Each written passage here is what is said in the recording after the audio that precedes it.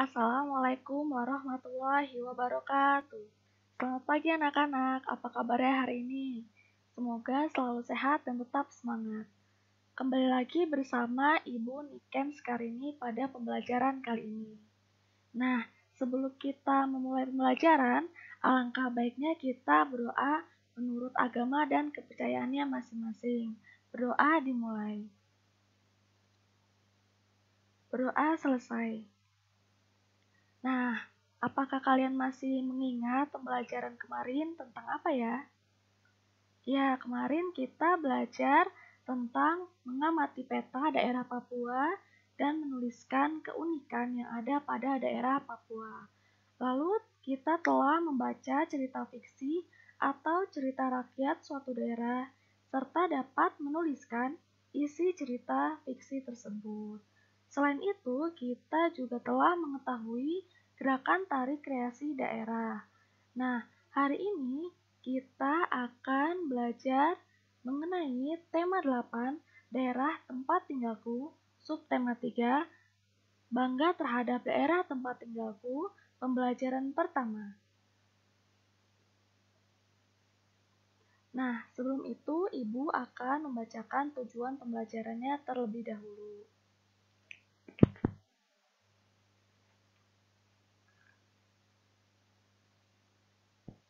Yang pertama, siswa dapat menjelaskan hubungan antara gaya dan gerak.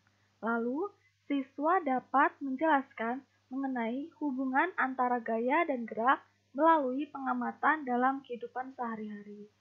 Setelah itu, siswa dapat menentukan pembelajaran dalam sebuah cerita fiksi. Yang keempat, siswa dapat mengidentifikasi tokoh-tokoh dan sifat tokoh dalam cerita fiksi. Yang kelima, siswa dapat mengidentifikasi tokoh, sifat tokoh, dan inti cerita fiksi. Nah, Siti dan Lani bermain sepeda di taman dekat tempat tinggal mereka. Siti dan Lani bersyukur karena tempat tinggal mereka dekat dengan taman. Mereka bangga dengan lingkungan taman. Taman bersih terbebas dari sampah. Saat bermain sepeda, Siti membonceng Lani. Tiba-tiba ban sepeda Siti bocor. Lani pun turun dari boncengan sepeda. Mereka akan membawa sepeda ke bengkel. Siti menuntun sepeda dan Lani mendorong sepeda dari belakang. Sepeda pun bisa bergerak maju. Itulah contoh hubungan gaya dan gerak benda. Bagaimana contoh hubungan gaya dan benda yang lainnya? Siti dan Lani mencari bengkel untuk menambal ban sepeda. Siti merasa lapar. Tiba-tiba terdengar suara ting ting ting. Di seberang jalan terlihat penjual bakso dorong lewat.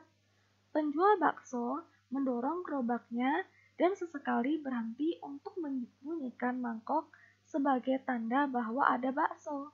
Siti dan Lani sepakat untuk makan bakso dahulu. Mereka memanggil penjual bakso. Selesai melayani pesanan bakso Siti dan Lani, tukang bakso melanjutkan perjalanannya. Siti dan Lani memperhatikan gerobak bergerak maju karena dorongan tukang bakso. Begitu juga dengan sepeda. Sepeda bergerak maju karena dituntun, didorong, dan dikayuh. Mendorong dan mengayuh merupakan gaya yang dapat menyebabkan gerobak dan sepeda bergerak. Berikut lebih lanjut pengetahuan tentang gaya dan gerak. Masih ingatkah kamu dengan pembelajaran di subtema 1 dan subtema 2 yang membahas tentang gaya dan gerak? Untuk melakukan gaya, kamu perlu tenaga. Bagaimana hubungan gaya dan gerak dalam kehidupan sehari-hari? Dalam kehidupan sehari-hari, banyak peristiwa yang menunjukkan bahwa ada hubungan antara gaya gerak dan gaya. Berikut beberapa contoh hubungan gaya dan gerak. Ayo mengamati. Pertama, gaya merupakan gaya mempengaruhi benda diam menjadi bergerak. Gambar di atas merupakan gambar membuka dan menutup pintu, yang menunjukkan peristiwa pintu terbuka dan pintu tertutup. Dengan adanya gaya berupa dorongan dan tarikan, pintu bergerak membuka dan menutup.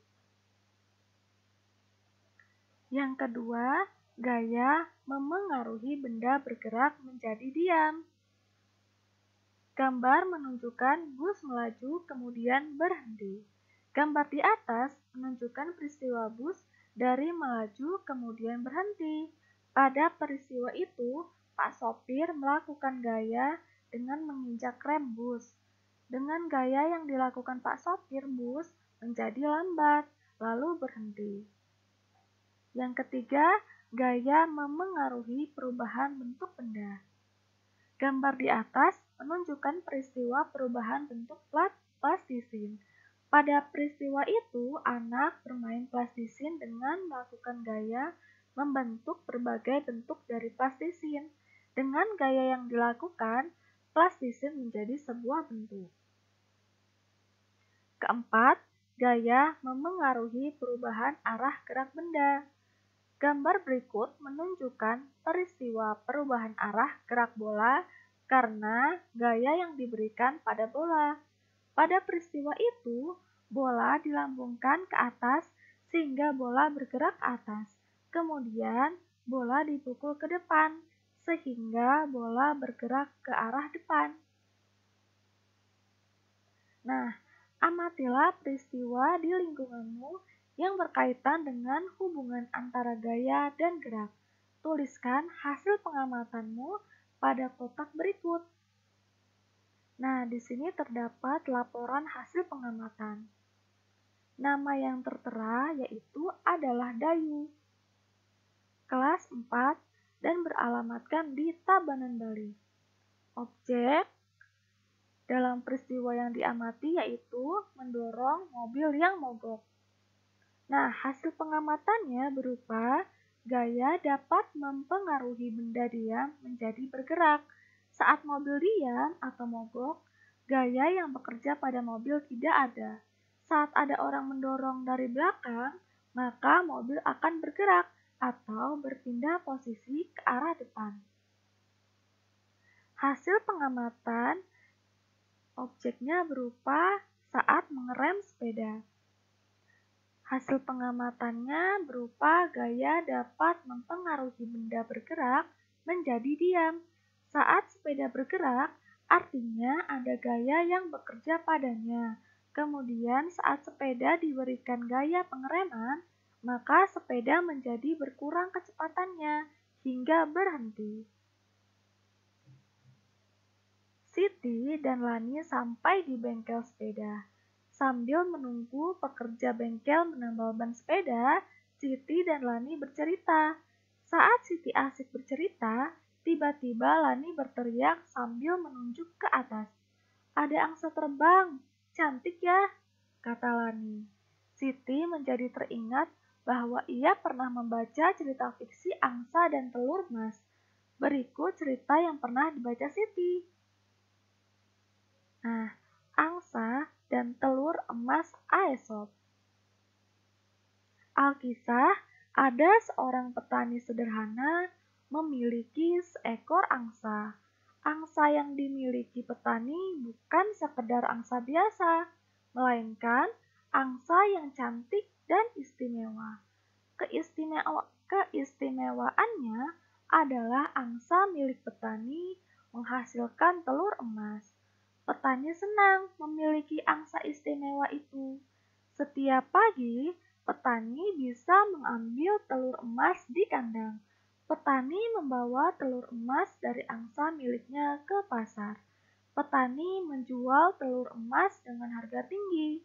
Dalam waktu singkat, petani berubah menjadi kaya. Kekayaan ternyata tidak membuat petani lebih bersyukur dan tetap rendah hati. Sebaliknya, kekayaannya membuat petani serakah. Petani menginginkan angsa bisa menghasilkan telur emas lebih banyak lagi dalam waktu singkat. Petani tidak sabar dan ingin cepat menjadi orang kaya raya. Ketidaksabaran petani terhadap angsa miliknya muncul karena angsa hanya memberikan sebuah telur setiap hari. Petani merasa dia tidak akan cepat menjadi kaya dengan cara begitu. Setiap hari sepulang dari pasar, petani menghitung uangnya. Suatu hari setelah menghitung uangnya, sebuah gagasan muncul di kepala petani. Petani berpikir bahwa ia akan mendapatkan semua telur emas dalam diri angsa sekaligus dengan cara memotong angsa. Gagasan petani pun dilaksanakan. Betapa kaget dan sedihnya petani ketika tidak menemukan satu telur pun dalam perut angsa. Angsa istimewanya terlanjur mati dipotong. Hanya penyesalan yang bisa petani rasakan saat ini. Keinginan petani menjadi kaya raya semakin jauh dari angan-angannya. Nah, dari cerita di atas, kita dapat mengambil hikmah atau pembelajaran. Kita sebagai manusia harus mensyukuri yang sudah dimiliki. Jangan serakah hanya karena ingin cepat kaya. Sesungguhnya Tuhan sudah mengatur rezeki manusia. Barang siapa yang telah memiliki sesuatu dengan berlimpah, tetapi serakah dan menginginkan yang lebih lagi, akan kehilangan semua yang dimilikinya. Ayo berlatih. Berdasarkan bacaan cerita angsa dan telur emas di atas, jawablah pertanyaan-pertanyaan berikut. Pertama, apa inti dari teks cerita berikut? Inti dari cerita tentang seorang petani yang memiliki angsa istimewa tersebut, yaitu angsa tersebut dapat bertelur emas. Petani ingin angsanya banyak bertelur supaya ia cepat kaya. Yang kedua, siapakah tokoh utama dalam cerita tersebut? Tokoh utama dalam cerita adalah petani. Yang ketiga, bagaimana sikap yang dimiliki tokoh utama tersebut? Sikap yang dimiliki petani yaitu tamak dan tidak pernah merasa cukup. Yang keempat, bagaimanakah seharusnya sikap tokoh utama atas nikmat yang sudah ia peroleh? Seharusnya tokoh utama bersyukur atas nikmat yang sudah ia peroleh. Yang kelima, apa yang akan kamu lakukan jika menjadi tokoh utama dalam cerita tersebut? Jika menjadi tokoh utama dalam cerita tersebut, saya akan bersyukur terhadap rezeki yang telah saya peroleh. Nah, pada dasarnya, cerita fiksi adalah cerita rekaan. Isi cerita fiksi dibuat berdasarkan hasil olahan imajinasi atau daya pikir pengarangnya secara artistik dan intens. Cerita fiksi diwarnai oleh kultur, pengalaman, batin, filosofi, religiositas, dan latar belakang pengarang lainnya. Selain itu, cerita fiksi diolah berdasarkan pandangan, tafsiran, kecerdikan, wawasan, penilaian pengarang terhadap berbagai peristiwa, baik peristiwa nyata maupun peristiwa hasil rekaan semata. Nah, banyak cerita fiksi yang kamu baca di perpustakaan sekolah atau di toko-toko buku.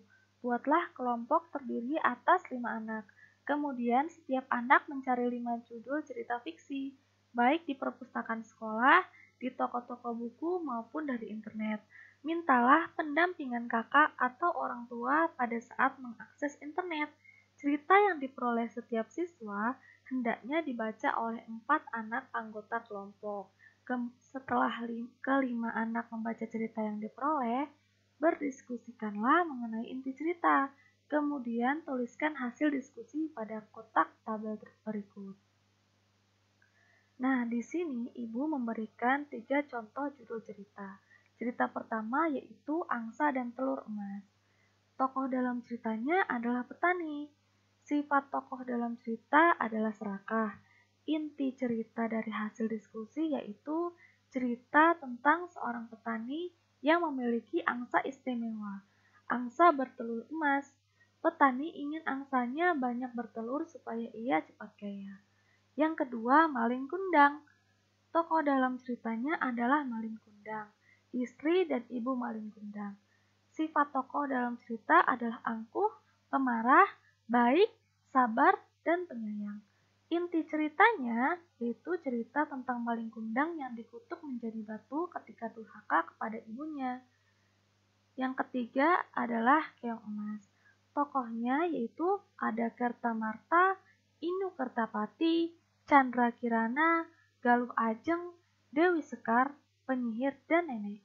Sifatnya ada bijaksana, baik, cerdas, suka menolong, baik hati, jahat, kejam, dan rajin.